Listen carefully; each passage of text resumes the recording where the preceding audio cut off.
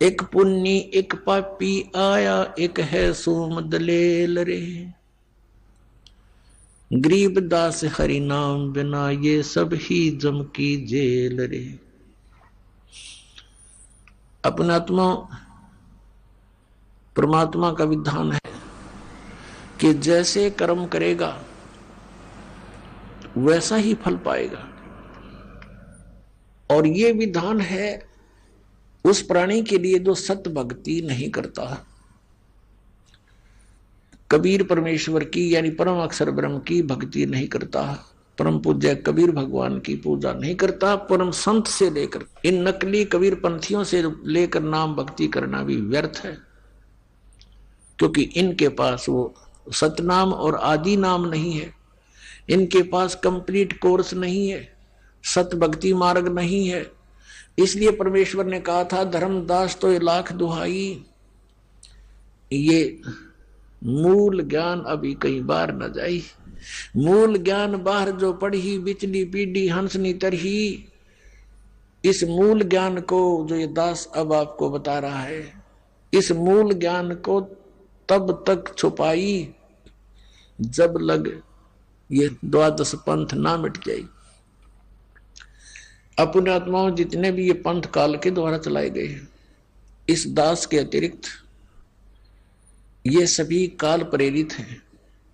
अपने ही सदग्रंथों को ना समझकर काल के द्वारा भेजे गए दूतों के कारण ये भ्रमित है। शिव पुराण में एक प्रसंग आता है, एक बार देवताओं का और राक्षसों का युद्ध हो गया। राक्षसों से देवता पराजित होकर के भाग गए, फिर समुद्र के किनारे छुपकर जाकर कहीं दूरी पर फिर भक्ति करने लगे, यानी विष्णु जी की उपासना की। तो वहां क्या हुआ कि काल विष्णु रूप में आकर प्रकट हो गया। ये ऐसी लीला करता है, भ्रमित रखता है, अपना वास्तविक रूप में किसी के सामने नहीं आता। विष्णु जी की पूजा करने लगे, विष्णु रूप धारण करके ये स्वयं आ गया और कहा कि बोलो तुम क्या चाहते हो। उन्होंने अपना दुख बताया कि हम राक्षसों से पराजित हो गए और हम बहुत कष्ट में रहते हैं, हमारा कुछ समाधान करो प्रभु। तो उस काल ने विष्णु रूप में कहा कि वो सत भक्ति करते हैं, वो वेदों अनुसार साधना करते हैं, और तुम वेदों अनुसार साधना भी करते हो, लेकिन तुम्हारे अनुयायी गणे हैं, उनको तुम आशीर्वाद दे दे के अपनी बैटरी डिस्चार्ज साथ करते रहते हो, और उनके राक्षसों के सीमित हैं, वो इतना वेस्ट नहीं कर पाते हैं। इसलिए सत भक्ति करने से शास्त्रों को अनुसार जो वेदों अनुसार ब्रह्म क्षत्र की जो साधना है उनकी वही शास्त्र अनुकूल है। ओम नाम का जाप और हठ योग करना, ये ब्रह्म तक की साधना है, काल तक की साधना, सरपुरुष की साधना, जन्म मृत्यु का विधान है इसके अंदर। बस इतना ही है, किया कर्म ही प्राप्त होगा, पूर्ण मोक्ष नहीं हो सकता इस मंत्र से। तो उस काल ने क्या कहा कि मैं तुम्हारी मदद करूंगा और मैं एक दूत भेजूंगा उन राक्षसों में, बड़ा विद्वान बना के, और उनकी वेदों अनुसार साधना को छुड़वा दूंगा, और फिर तुम युद्ध करना, वो हार जाएंगे। तो ऐसा ही किया उसने, अपनी शक्ति से एक माया मोह नाम का एक व्यक्ति बना दिया, उसका नाम धर दिया माया मोह, और उसको शक्ति दे दी और थोड़ी सी बोलन की शैली बढ़िया दे दी। भक्ति युक्त प्राणी होते हैं जो भेजता है अपने कार्य सिद्धि के लिए। पूर्वजन्म की भक्ति होती है, वर्तमान में उनकी सिद्धि भक्ति होती नहीं, अन्य उससे प्रभावित अवश्य हो जाते हैं। उनकी बोलने की शैली ऐसी होती है जैसे महर्षि दयानंद था, युगकाल का भेजा दूत था, पिछले पुण्यकर्मी प्राणी था, आगे नकली संत मिले, स्वयं बनकर स्वयं महर्षि और दुनिया में बर्बाद करके चला गया। ऐसे ही ये था, यो माया मोह भेज दिया और वो पहुंचा उन राक्षसों के अंदर। अब उनको लगा शिक्षा देने कि तुम जो भक्ति करते हो इससे क्या लाभ है, ऐसा है वैसा है, पता नहीं कितने प्रवचन करे, धारावाहिक बोलर, छक्के छक्के छुड़ा दे बोलन में। अब नो क्या करें, घना बोलने के तो भूसा भी बक जाया करे।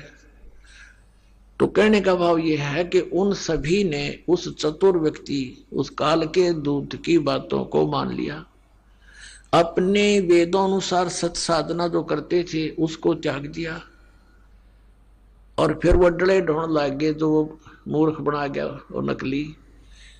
और फिर जब उनको पता चला देवताओं को, तो उन्होंने उनसे युद्ध कर दिया, तो राक्षस हार गए, देवता विजयी हुए। तो आज आपकी वो सतिथि होगी। इस काल ने कहा था, सतयुग में वचन हुए थे परमात्मा से, जो प्रथम बार मालिक आए थे सतयुग में, तो उसने कहा था भगवान 3 युगों में जीव ना ले जाना, चौथा युग कलयुग आओ, जब आप कितने ही प्राणी ले जाइए, ये मुझ पर रहम कर दो। तो ऐसा परमात्मा ने तथास्तु कर दिया था, चल भाई ऐसा मैंने मान दिया। अब इसने यहां आकर कलयुग में किस प्रकार के धर्म बना दिए, कितने हमको बांट डाला और कितने नकली पंथ चला दिए। इस दास के आने से पहले सब ने कति डंडोरा पीट दिया, सबको घेर के बैठ गए। अब काल ने कहा था कि जब तुम अपना हंस भेजोगे, संत भेजोगे, अपना अंश भेजोगे, अपना कोई संदेश वाहक भेजोगे जोगजीत, उससे पहले मैं सभी प्राणियों को भक्तिहीन बना दूंगा, चरित्रहीन बना दूंगा और भिन्न भिन्न विभागों में बांट दूंगा। अन्य देवताओं की पूजा पर इतना दृढ़ कर दूंगा कि तुम्हारी फिर कोई सुनेगा नहीं। जाबेस से कहा जाना और समझा लेना कलयुग में आके। तो परमात्मा ने कहा था ठीक है भाई, और इसने ये भी कहा था काल ने कि भगवान आप जबरदस्ती ना करना, बलपूर्वक ना ले जाना किसी को, आप अपना ज्ञान देना, आपका ज्ञान माने आपके, मेरा ज्ञान माने मेरा, वो मेरे ही जाल में रहे, उनके साथ जबरदस्ती ना करना।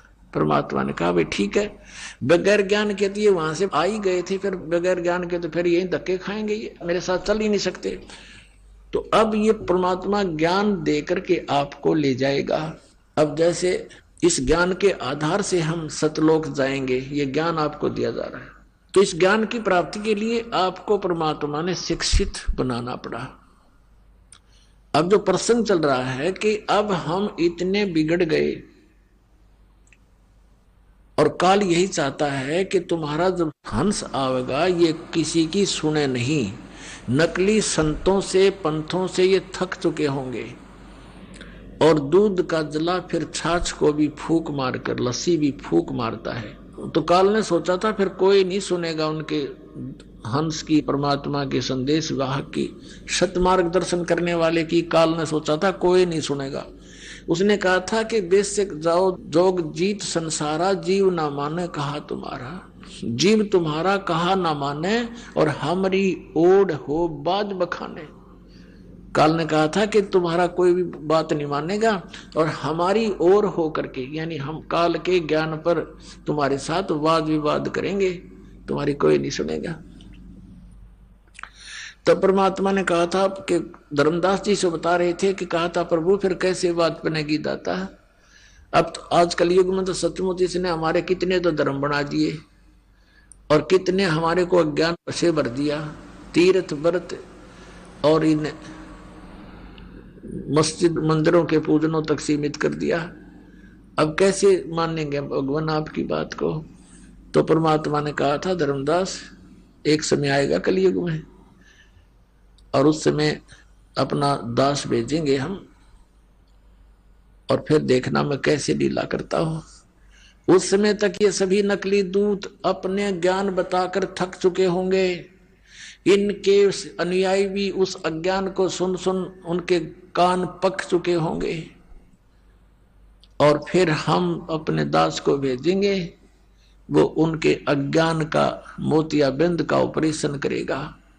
तो इस ज्ञान से हम समझाएंगे, इस तत्व ज्ञान से परमात्मा के बच्चों को समझाएंगे, अपनी शरण में लेंगे भगवान, इसलिए शिक्षा आपको दी थी। तो क्या बताते हैं परमात्मा कि आज कितना बिगड़ गया समाज, और जो पुण्यात्मा इस दास के साथ 10 वर्ष से 12 वर्ष से लगे हुए हैं, आज उनके अंदर कितना परिवर्तन है। वही पुण्यात्मा है, यहाँ देख लो पुण्यात्माओं आपके लिए हाजिर खड़े रहते हैं, करबद्ध खड़े रहते हैं और दोनों हाथों से दान करते हैं। इनको पता लग गया है कि हमारे जैसे दुखी सभी प्राणी हैं संसार में, कोई सुखी नहीं, और यहाँ आएंगे उसके लिए दान करते हैं, आपके लिए व्यवस्था करते हैं, आपस में प्रेम से रहते हैं, तो ये पूरा माहौल बदल जाएगा। अब ये किसी से ना रिश्वत लेते हैं, ना बीड़ी शराब मांस तंबाकू का प्रयोग करते हैं, ना बच्चों के विवाह में अननेसेसरी कोई भी व्यर्थ ड्रामाबाजी लोग दिखावा नहीं करते हैं। इनको पता लग गया है। तो इसी प्रकार ये धीरे धीरे ज्ञान, जैसे अज्ञान बढ़ा है, ज्ञान भी ऐसे ही वृद्धि होएगी, गारंटीड होएगी। भगवान ने बोल रखा है, कह रखा है।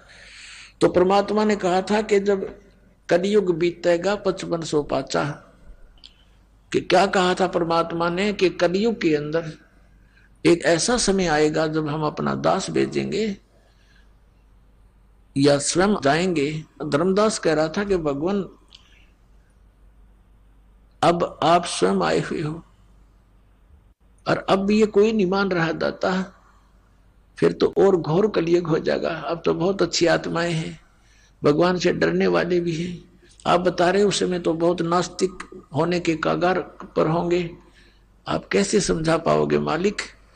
तो परमात्मा ने कहा था वो विधि मेरे पास है, आने दे वो समय जब 5500 वर्ष कलयुग के बीत जाएंगे, तब पूरी पृथ्वी पर मेरी ही ज्ञान की चर्चा होगी और मेरी शरण में सारे आओगे और मैं ही भगवान होगा और एक ही ज्ञान होगा। सब मेरे बच्चे मुझे पहचानेंगे और सतलोक जाएंगे बेटा, अरबों की संख्या में ले जाऊंगा, तो विश्वास रख। तो उस समय धर्मदास का विश्वास नहीं हो रहा था कि भगवान ये कैसे संभव हो सकेगा। आज आप स्वयं विद्यमान हो, उस समय ऐसा जुल्म होगा कि शराबी कवाबी सब बना देगा, ये काल इसकी तनीति है, उस समय तो और करड़ा हो जाएगा। तो भगवान ने कहा था कि जब तक वो समय नहीं आता तब तक ये मेरा वचन भाई हो नहीं साचा। निराधार दिखाई देंगी मेरी बातें, लेकिन जब वो समय आएगा सबको ठीक कर दूंगा। धर्मदास विश्वास रख। ये शिक्षा इसलिए दी गई है पुण्यात्माओं कि आप ये अपने परमात्मा को पहचान लो, और पहचान रहे हो, छोड़ छोड़ कर नकलियों को भाग रहे हो। कबीर साहब कहते हैं कि डूबे थे पर उबरे गुरु की लहर चमक, गुरु के ज्ञान चमक, और भेरा देखा जर्जरा उतर चले फड़के।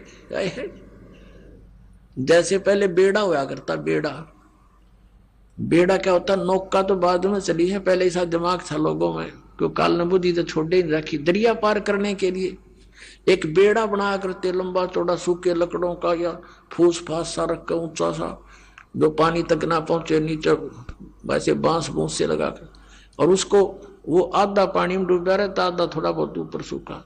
तो कहते हैं उस बेड़े में बैठे जा रहे थे दरिया पार होने के उद्देश्य थे, और साथ में आ गया नया बेड़ा बहुत सुरक्षित। तो उसको कहा किसी ने कि ये तो डूबेगा, तुम डूबोगे, ये सारा कंडम हुआ पड़ा तुम्हारा बेड़ा, ये पार नहीं कर सकेगा तुम्हें, इसमें आ जाओ, देखो ये बिल्कुल ठीक है। कहते हैं जब देखा, दोनों को तुलना किया कि सचमुच ही तो आधा कंडम हुआ पड़ा है, डूबने वाला है और सामने वाला ठीक है, तो कहते उतर चले फड़क, तुरंत बेड़ा बदल लिया, एकदम छलांग मार के जैसे फड़क जंप लगा जाते हैं भयभीत सा होकर के।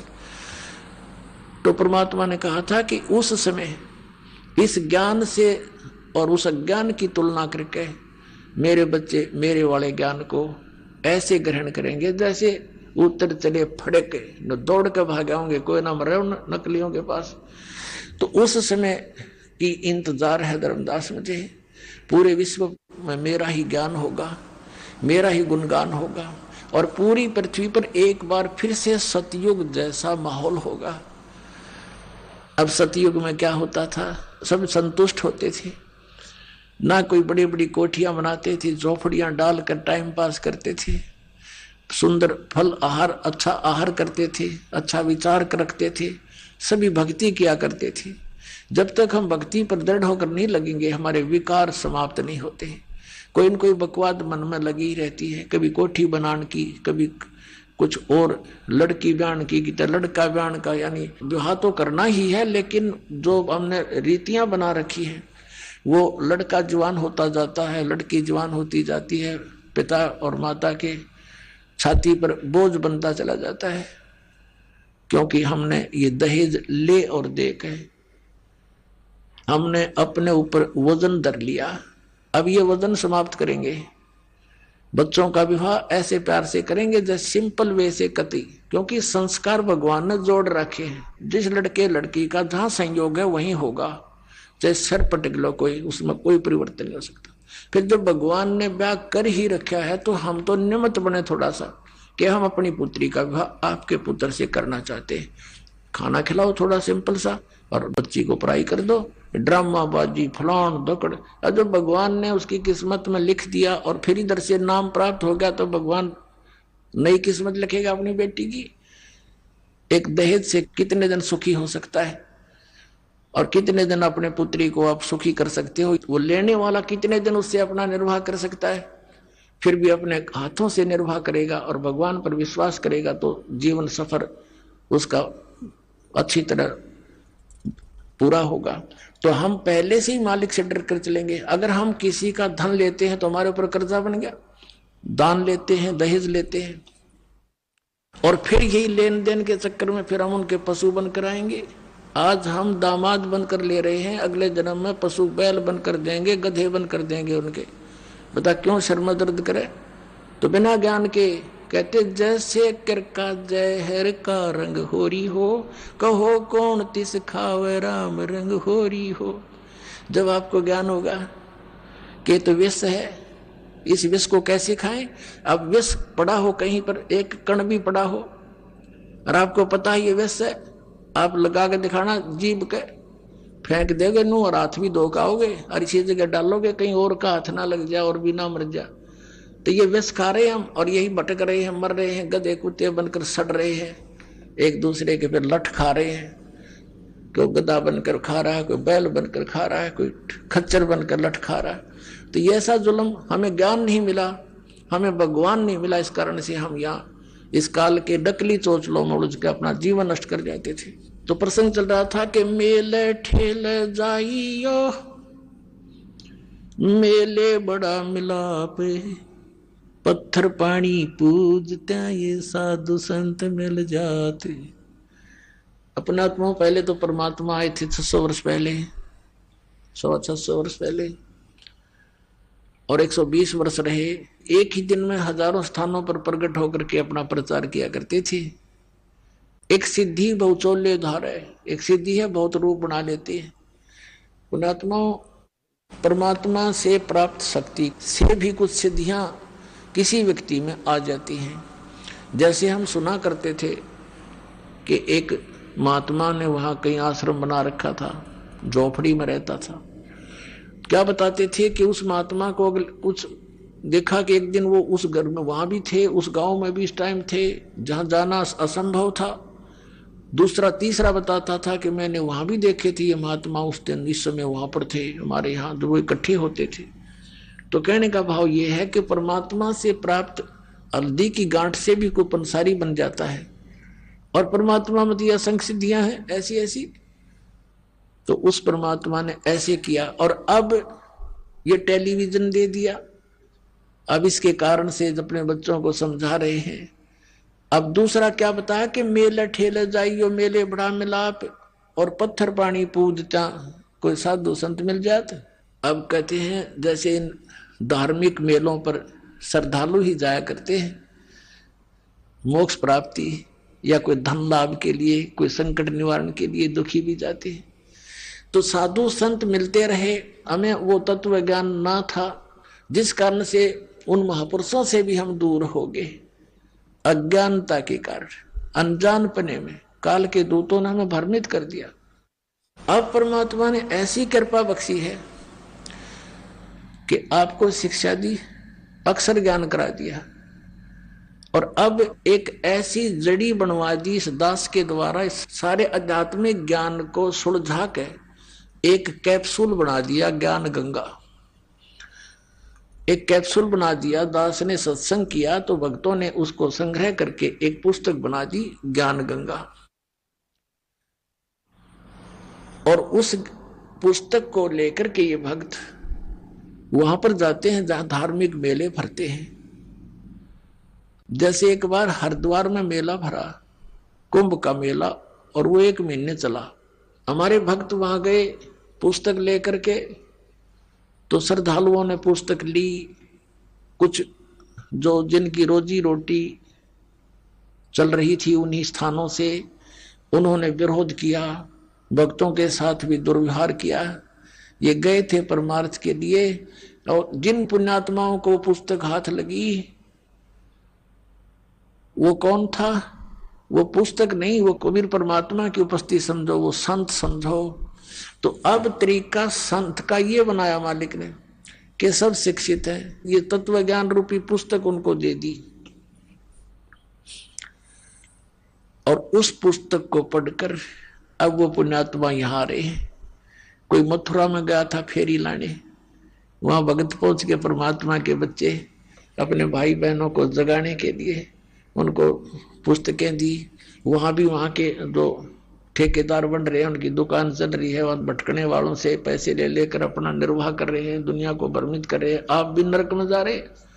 उन्होंने विरोध कर दिया, पकड़ो पकड़ो इनको। फिर वहां से भाग गए बेचारे। ऐसा जुल्म कर रखा है इन अज्ञानियों ने। अब इतना शिक्षित समाज है, फिर भी उन्हीं के भ्रम में भरे पड़े हैं। फिर ऐसी जगह जगह पर जाते हैं उनको समझाने के लिए। उद्देश्य इनका कोई स्वार्थ नहीं है, परमार्थ के लिए जाते हैं, अपनी स्वेच्छा से जाते हैं कि हम दुखी थे, ये भी दुखी हैं, इनको ज्ञान नहीं, इस तत्व ज्ञान से ये सुखी हो जाएंगे, इनके बच्चे भी सुखी होंगे, इनका जन्म मरण का रोग भी कटेगा। इस उद्देश्य से जा रहे हैं। तो कहते हैं मेले ठेले जाइयो, मेले बड़ा मिलाप, और पत्थर पानी पूजते हैं, अज्ञान गंगा मिल जाते तो बेड़ा पार हो जाएगा आपका। पुण्यात्मा, परमात्मा हमें याद दिलाने आए थे, इस झूठे सुख को सुख कहे ये मान रहा मन मोदे, ये सकल चबीना काल का, कुछ मुख में कुछ गोदे। परमात्मा बताते हैं कि झूठे सुख को भी आप सुख मान रहे हो, और ये यहां सब काल का आहार है, कुछ मुख में है कुछ गोदी में। अब परमात्मा ने बताया कि जिसको तुम परमात्मा मान रहे हो, परमेश्वर कबीर जी कहा करते थे कि जिसको तुम भगवान मानते हो ये भगवान नहीं है। श्रीमद् भगवत गीता अध्याय नंबर 15 के श्लोक नंबर 1 से 4 में, 16 और 17 में इस अध्यात्म मार्ग का बहुत सा ज्ञान सुलझाया है। अपने आत्माओं, ये जो तत्व ज्ञान रूपी जड़ी दास आपको दे रहा है, सत्संग सुना रहा है, इसी के आधार से यह पुस्तक बनी है।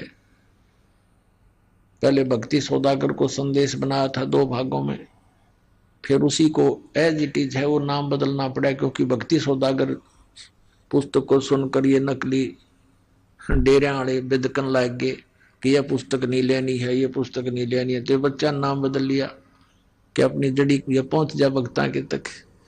तो ये एक ऐसा ज्ञान सुलझा दिया। कबीर परमात्मा कहते हैं, कहा है मालिक ने कि 9 मन सूत उलझिया, ये ऋषि रहे जखमार, और सतगुरु ऐसा सुलझा दे उलझे ना दूजी बार।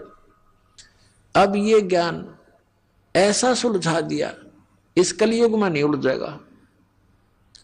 भक्ति करेंगे सभी करेंगे, अब सदियों तक चलेगा ये भक्ति मार्ग, पूरे विश्व में जाएगा ये तत्व ज्ञान। सबको जरूरत है परमात्मा की, क्योंकि जब राजा भी दुखी होता है वो संतों के पास जाता है, और संतों से अपने राज्य में सुख की चाह करता है।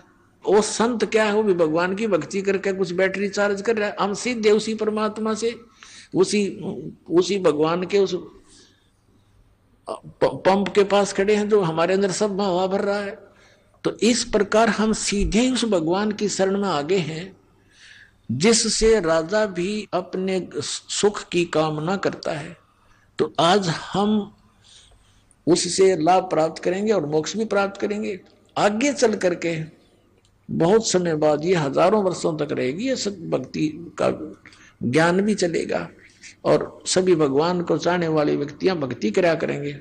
कोई भी व्यक्ति विकारी नहीं रहेगा, क्योंकि तमाकू, शराब, मांस ये मनुष्य का सबसे बड़ा शत्रु है। ये कभी मूल नाश होगा इसका, देख लेना कुछ दिनों।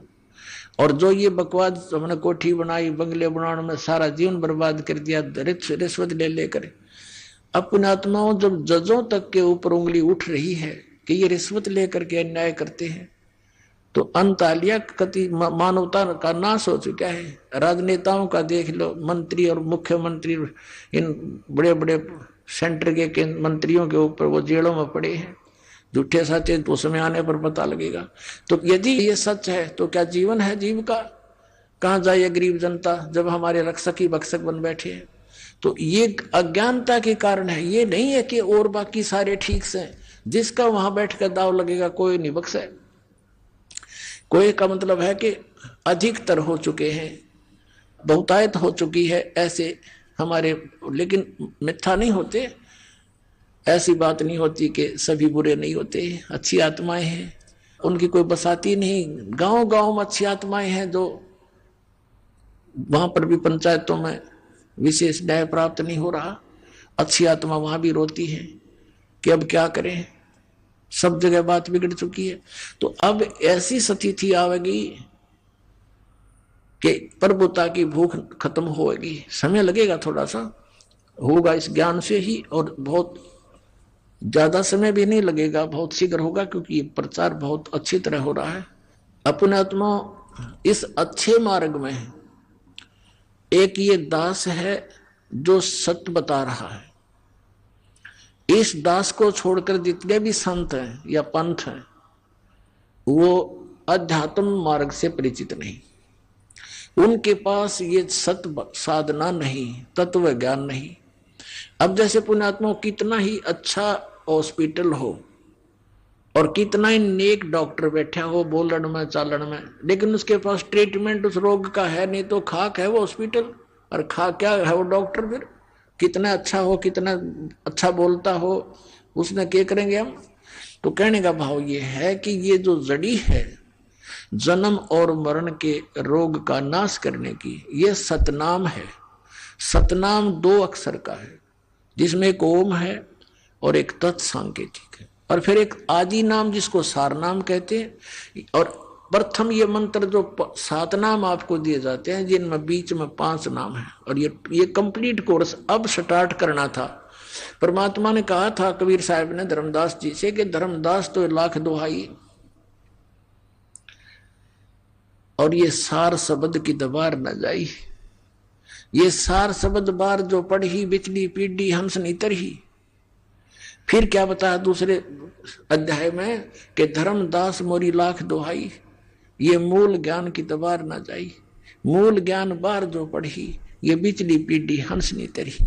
इस मूल ज्ञान को तू तब तक छुपाई जब तक द्वादश पंथ ना मिट जाए। अब अभी तक इसको छुपा के रखना था, ये मंत्र भी नहीं सार्वजनिक करने थे। आदरणीय नानक साहिब जी को भगवान मिले बेई नदी पर एक जिंदा महात्मा के रूप में, सचखंड लेकर गए। इसी तरह आदरणीय गरीबदास साहिब जी को मिले थे गांव छुडानी जिला दद्दर हरियाणा में। ऐसे ही आदरणीय गीसा दास साहिब जी को मिले थे गांव खेखड़ा जिला मेरठ उत्तर प्रदेश में। ऐसे आदरणीय दादू साहिब जी को मिले थे। ऐसे आदरणीय मरुगदास जी को मिले थे। ऐसे आदरणीय धर्मदास साहिब जी को मिले थे जिंदा महात्मा के रूप में। इनको सचखंड लेकर गए थे, फिर इनको वापस छोड़ा था, और इन सबको कह दिया था कि अभी इस सतनाम का तुम तो जाप करो, लेकिन अभी किसी को बताना नहीं। आप जी को दिखाया था कि भाई बाल्य वाली जन्म साखी में, समुद्र की साखी में आदरणीय नानक साहिब जी स्वयं तो उस 2 अक्षर के मंत्र सतनाम का जाप कर रहे थे, लेकिन अपने शिष्य बाला और मर्दाना को कहा था तुम तो वाहे गुरु जपो। अब क्यों कहा था? क्योंकि आदेश था परमात्मा का कि ये पुण्यात्मा है। जैसे उन महापुरुषों ने 5 नाम स्टार्ट किए थे नानक साहिब जी ने, फिर आगे चलकर प्रत्येक धर्म के लोग जो अपने सोच से उनको छोड़ देते हैं, क्योंकि ये 500 नाम इन हमारे कमलों के अंदर प्रधान विराजमान है। जैसे मूल कमल में गणेश जी, और जैसे स्वाद चक्र में सावित्री ब्रह्मा जी, नाभि कमल में विष्णु और लक्ष्मी जी, हृदय कमल में शिव और पार्वती जी, कंठ कमल में दुर्गा जी, ऐसे ये 5 नाम हैं। तो इन सब ने न्यू सोचा भी हमारे गुरुजी तो बात तो करते हैं सचखंड सतलोक की बताते थे वो तो, और तुम इन देवताओं की पूजाएं बताते हो। तो फिर उन्होंने इन पूजाओं को त्याग दिया और फिर केवल एक जो नानक साहब ने कहा था वाहे गुरु जाप करो, एक ओंकार कर्ता पुरुष निर्भव, ये पूरा सतनाम, ये महिमा है भगवान की। जैसे गायत्री मंत्र बना रखा है हिंदुओं ने, वैसे तो उसके सामने ओम मंत्र नहीं लगाना चाहिए, क्योंकि ये यजुर्वेद अध्याय नंबर 36 का मंत्र 3 है, इसमें ओम नहीं लगा है। इन्होंने अपनी सोच से जैसा बना रखा है। अब विषय दूसरा, इसलिए यहाँ आगे नहीं बढ़ाएंगे इसको। तो वहां नानक साहब जी स्वयं तो वो सतनाम का जाप कर रहे हैं और शिष्यों को बना कर रहे हैं, और साथ में सार्वजनिक भी कर दिया कि कोई आने वाला इस समय के लिए कि हमें फिर पहचान जाएंगे कौन सा मंत्र है वो 2 अक्षर का और जिससे मोक्ष हो सकता है।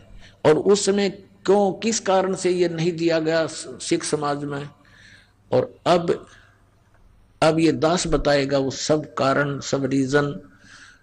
क्योंकि इस दास को परमात्मा ने भेजा ही इस उद्देश्य से है कि इस समय में सबको वो ज्ञान गूढ़ बताऊं जो परमात्मा के बच्चों ने, उन महापुरुषों ने अभी तक छुपा कर अपने घर में दबा जरूर दिया, अपनी अमृतवाणी में छुपा लिख रखा सबने।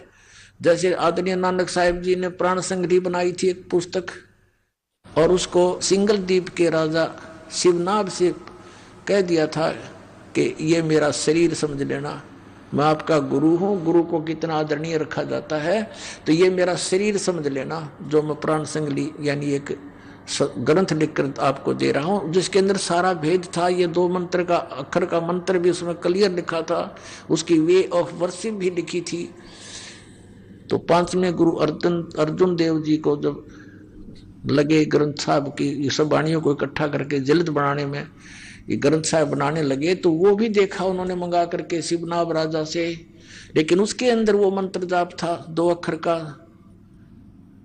जिसको समुद्र की साखी में नानक साहब जी जाप कर रहे थे, और मर्दाना ने भी वो गलती से जाप करना शुरू कर दिया था, वो डूबने लगा था। और नानक साहब जी ने कहा था कि मर्दाना तू मेरी नकल ना करे, मेरी करनी ना देख, मेरे वचन की बात पालना कर रहे। तो उस डर से उन अर्जुन देव जी ने सोचा कि कहीं ये मंत्र गुरु ग्रंथ साहिब में आ गया और सिख समाज इसको जाप करने लग गया तो गुरु जी की आज्ञा की अवहेलना होने से पापी बन जाएंगे और इनको हानि हो जाएगी, जैसे मर्दाना को हो रही थी। इसलिए उन्होंने उस प्राण संग्रही को पढ़ा जरूर इस उद्देश्य से कि इसमें रखें ग्रंथ साहिब के अंदर, लेकिन इस कारण से उन्होंने उसको जल प्रवाह कर दिया। फिर भी परमात्मा की लीला देखो, एक साधु में प्रेरणा की, अर्जुन देव जी से उसने करबद्ध होकर दया करी, महाराज ऐसे अनमोल रतन को ना डालो, इसमें क्या लिखा है कि ये मेरा शरीर है और मैं इसको छुपा के रख लूंगा, किसी को नहीं बताऊंगा, मैं पढ़ लिया करूंगा, मुझे आनंद आता है। तब वो रहम आ गया, मालिक की दया थी भाभी, वो बचा ली प्राण संग्रही। उसके 160 अध्याय बताए हैं, लेकिन अभी तक वो 80 ही प्रकाशित की गई है, 80 फिर भी छोड़ दी गई। अब फिर उधर से परमात्मा को मालूम था कि इतना लंबे समय में कोई ना कोई गलती काल करवा देगा हमारे बच्चों से। आदरणीय गरीबदास साहिब जी को भेजा और उसको सचखंड लेकर गए, फिर उनको वापस छोड़ा और पूरा वो ज्ञान कंप्लीट और भेज दिया, दे करके वो मंत्र भी क्लियर लिख दिया। राम नाम जप कर थर होई, ओम सोहम मंत्र दोई, ओम सोहम मंत्र जपिए, योग युगतिया धूणी तपिए। आदरणीय गीसादास साहिब जी ने कहा कि ओम सोहम जप ले भाई, राम नाम की यही कमाई। ऐसे नानक साहब ने वो आपके समक्ष ही है। तो ये इस मंत्र का अगर अब डिस्क्लोज तो करना ही करना है, क्योंकि हमने पुस्तकों में भी छाप रखा है, लेकिन इसकी विधि नहीं बता सकते हम ऐसे किसी को। और विधि के बिना उसका यूजलेस नहीं, फिर अधिकारी से लिए बिना भी इसका कोई लाभ नहीं। एक अपॉइंटमेंट लेटर है और उसी भाषा को कोई लिख ले और अधिकारी के दस्तक होना और वो अपने दस्तक कर दे तो यूजलेस है, करें रो दस्तक। वो तो अधिकारी से ही होंगे साइन उसके, तभी उसकी वैल्यू बनेगी। तो ये दास अधिकारी है, इससे ये मंत्र प्राप्त होगा तो आपको लाभ होगा। फिर क्या बताते हैं, सो हम शब्द हम जग में लाए, सार शब्द हम गुप्त छुपाए। जैसे इन महापुरुषों की वाणी में है कि जो वास्तविक मंत्र है वो तुम्हारे इन 52 अक्षरों में लिखा नहीं। इन अक्षर ज्ञान जो तुम्हारे ग्रंथ हैं, वेद है, गीता है, पुराण है, कुरान है, बाइबल है, कहता है इन 52 अक्षरों में वो मंत्र नहीं है, क्योंकि ये सोहम मंत्र परमेश्वर स्वयं आए कबीर साहब कलयुग में तब प्रकट किया। उससे पहले किसी भी ग्रंथ में ये सोहम नाम नहीं है। सोहम शब्द हम जग में लाए, सार शब्द हम गुप्त छुपाए। धर्मदास मेरी लाख दुहाई, सार शब्द की दबार न जाई। सार शब्द बाहर जो पढ़ी, बिचली पीढ़ी हंसनी तरही। इन काल के दूता का भी मंत्र हाथ लग जाता 2 अक्षर का। आज ये सबसे बड़ा काल का षड्यंत्र राधा स्वामी पंथ और इनके गुरु 5 नाम देते हैं, 5 नाम काल के जानो, जब दानी मन शंका आनो। सतनाम और आदि नाम उनसे अलग है, वो उनको पता नहीं। तो है पूरा काल का जालियो, भ्रमित कर दिया करोड़ों जीवों को, भोली आत्माओं को। उन्होंने विश्वास किया कि परम धनी होंगे और वह भूत बनकर बुक्की में बोल रहे शिवदयाल राधा स्वामी पंथ का प्रवर्तक अपनी शिष्या बुक्की में भूत बनकर सारी क्रियाएं प्रेत वाली कर रहा है। हो गया मुक्त, चला गया राधा स्वामी लोक में। लोग सब तो उत्ते साढ़ा राधा स्वामी लोक है, और राधा स्वामी लोग तो बुक्की था। फिर जिसमें शिवजाल बोल रहा था, उनके जीवन चरित्र में लिखा है कि शिवजाल जी बुक्की मार करके सब बोला करता था, हुक्का भी पीने लग गया, फिर रोटी भी खाने लग गया बुक्की बहन के माध्यम से। और लेखक भी उसका आगे हाथ जोड़ता बुक्की का, अब मैं बैठे भूत के सामने कि कुछ लाभ कुछ मार्ग बताओ। बता दिया मार्ग, आप भी प्रेत और सारे प्रेत बनवाऊंगा बनेंगे। तो कहने का भाव ये है कि यदि ये मंत्र, जैसे एक शिवदयाल जी राधा स्वामी पंथ के शिवदयाल जी हुए जिन आगरा से, जो इस पंथ के प्रवर्तक माने जाते हैं, उन्हीं का शिष्य हुए जयमल सिंह जी। जयमल सिंह जी के शिष्य हुए सावन सिंह जी। व्यास में उन्होंने प्रारंभ किया जयमल सिंह जी ने डेरा व्यास तो राधा स्वामी का। उसके उत्तराधिकारी हुए सावन सिंह जी। सावन सिंह जी ने 5 भाग बनाए संत मत प्रकाश के। उसमें चौथे भाग में लिख रखा है कि वो एक गुरु पूरा कहा जब 2 अक्षर का वेद बता। तो तुम क्या हो फिर, नकली हो? तुम्हारे पास तो है नहीं वो 2 अक्षर, दुनिया जोड़े में बैठे यहाँ पर। तो इस प्रकार पुण्यात्माओं ये 2 अक्षर का भेद बतानी है। यो दास है परमात्मा का भेजा हुआ। कहते हैं समझा है तो सर दर पाओ और नीरे सदाओ, ये संसार समझदा नहीं, कहंदा श्याम दोपहरे नो, गरीबदास ये वक्त जाता रोग इस पैरे नो। बोलो सतगुरुदेव।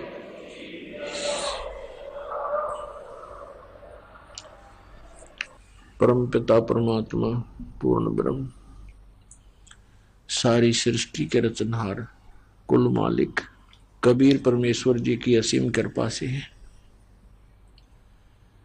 आप जी ये सत्संग सुन रहे हैं। परमात्मा की असीम कृपा से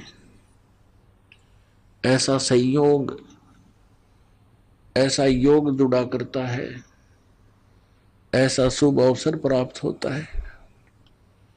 मानुष जन्म, फिर पूरे संत की शरण, पूर्ण परमात्मा की शरण, ये असंख्य युगों के बाद ये संयोग जुड़ा करते हैं जो आज आप जी को वो समय प्राप्त है। पुण्यात्माओं, डॉक्टर को ज्ञान होता है कि पेशेंट को कितनी राहत मिल रही है। डॉक्टर कहता है कि आपका सौभाग्य है आप समय पर पहुंच गए, अन्यथा ये रोग भयंकर हो जाता। यदि और परमात्मा 100 वर्ष लेट कर देते तो ये भयंकर रोग हो जाता। पृथ्वी से परमात्मा का नामो निशान मिट जाता, पूरा विश्व चीन जैसा नास्तिक हो जाता। तो पुण्यात्मा, अब ये पुनः भक्ति एक बार फिर से मानो समाज में प्रवेश होगी। परमात्मा की असीम रजा से यह समय आप जी को प्राप्त हुआ है। परमात्मा कौन है, वो कैसा है, और वो किस स्थान पर रहता है, या उसका कोई स्थान विशेष है ही नहीं, जैसा कि निराकार कहा जाता था। परमात्मा की हमें आवश्यकता किस लिए है, हम क्यों खोज रहे हैं, क्यों हम पहाड़ों पर कठिन कठिन जंगलों में भयंकर बियाबान में भटक रहे हैं, कहीं गुफाओं में बैठे हैं, पता नहीं कहां कहां ऊंची पहाड़ियों पर परमात्मा की खोज कर रहे हैं। तो उसकी आवश्यकता क्या है, और यदि परमात्मा की हम आवश्यकता महसूस करते हैं तो वो मिले कैसे। इन सभी प्रश्नों का उत्तर आज से 600 वर्ष पहले परमात्मा कबीर जी स्वयं बताकर गए थे, लेकिन हम अपने पिता के उस रहस्य को समझ नहीं सके, क्योंकि हम बालक बुद्धि के थे। हम अज्ञान सुना करते थे, उस अज्ञान ने हमारे अंदर वो तत्व ज्ञान समाने नहीं दिया, जिस कारण से परमात्मा ने अब आपको शिक्षित किया, और शिक्षित करके अब आपको अपनी पहचान बताई, और वो विधान बताया। परमात्मा पाने का वो भक्ति मंत्र आपके समक्ष रूबरू करवा दिया। आज सुबह भी आप सत्संग सुन रहे थे कि परमात्मा आते हैं और अपनी महिमा का ज्ञान वो स्वयं ही कराते हैं। परमात्मा के बिना, कबीर परमेश्वर जी के अतिरिक्त हमें कोई भी तत्व ज्ञान नहीं करा सकता, अध्यात्म ज्ञान नहीं करा सकता। संसारिक रोजगार के लिए तो बहुत से ट्रेनिंग सेंटर मिल जाएंगे और वो उस सतर के तो सही होंगे, लेकिन परमात्मा पाने के आपको ये केंद्र नहीं मिलेंगे। और जिन केंद्रों को, जिन संतों को, सत्संग और पंथों को ये भोली आत्माएं परमात्मा मिलाने वाले वो केंद्र मान कर गए, वो सब नकली थे, डुप्लीकेट थे। उनका ज्ञान गलत, उनका भक्ति मार्ग गलत, उनका वे ऑफ वर्शिप गलत। तो पुण्यात्मा, परमात्मा ने दया करी आप जी के ऊपर, आपको सत्संग मिला, यथार्थ ज्ञान मिला, और वो कंप्लीट गॉड मिला, पूर्ण परमात्मा भगवान मिला।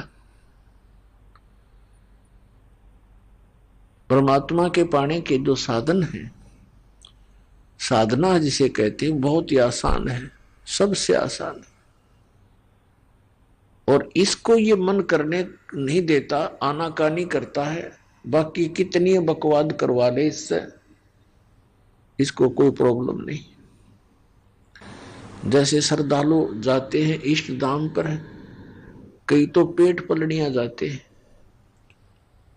ऐसे दंडवत करते हुए लंबे लेट जाते हैं, निशान लगाते हैं, उठकर फिर जाते हैं, उस निशान पर पैर रख के फिर आगे लेट जाते हैं, फिर निशान लगाते हैं।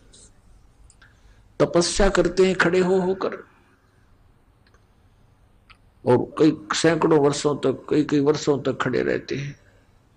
पहले लंबी आयु थी जब सैकड़ों वर्षों तक खड़े रहा करते थे, अब 5, 7, 10 वर्ष तो बहुत से ये डरे ढोने वालों की हमने बहुत सी कथाएं सुन रखी है।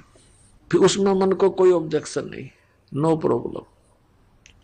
और जब ये सही मंत्र जाप का समय आता है तो ये पहले तो विश्वास नहीं करता, क्योंकि अज्ञान से परिपूर्ण होता है ये मन। और जब इसको ज्ञान होने लगता है, सब समझ में भी आ जाता है, फिर ये मंत्र पर भी आनाकानी करता है। परमात्मा के ज्ञान से ये आत्मा फिर इसको अलाउड नहीं करती। पहले वाली बकवादे हैं। आत्मा के अंदर एक विशेष दर्द बनता है कि ये मनुष्य जीवन नहीं रहा तो फिर क्या होगा। इसके रहते रहते भक्ति करनी है, परमात्मा पाने योग्य हमने साधना करनी है। और इसके लिए हमने दिन रात जब भी मालिक की समय आए तभी याद बनी रहे। नाम उठत नाम बैठत नाम सोत जागवे, नाम खाते नाम पीते नाम से ती लागवे। सबसे आसान भक्ति है। और जो हम साधना करते देखा करते थे उन अनाड़ियों को, कोई खड़ा होकर साधना कर रहा है, कोई जल में खड़ा है, कोई गर्मियों के अंदर धुने लगा करके 5 उसके बीच में बैठा होता है। उनको देख करके हम सोचा करते थे कि भी परमात्मा तो ये लोग पावेंगे, ये साधु संत पावेंगे, हम नहीं कर सकते क्योंकि हम गृहस्थी। लेकिन आत्मा फिर भी नहीं मानना थी। आत्मा के अंदर ये प्रेरणा बनी ही रही थी कोई ना कोई साधना भक्ति की, जैसी हम कर सकते थे गृहस्थ आश्रम में हम अवश्य करते थे। तो पुण्यात्माओं, अब पता चला कि जो साधनाएं वो लोग किया करते थे वो ड्रामेबाज थे, उनको आध्यात्म ज्ञान नहीं था, अनाड़ी गुरु थे उनके जो हठ योग करवाया करते थे।